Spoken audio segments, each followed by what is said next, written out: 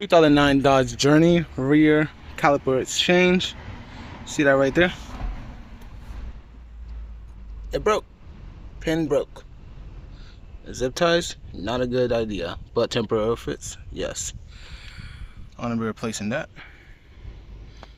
Old caliper. Took that little metal thing out of this little hook.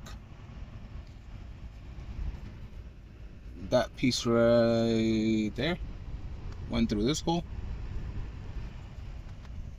This is the new one. Shiny. Person bleed method.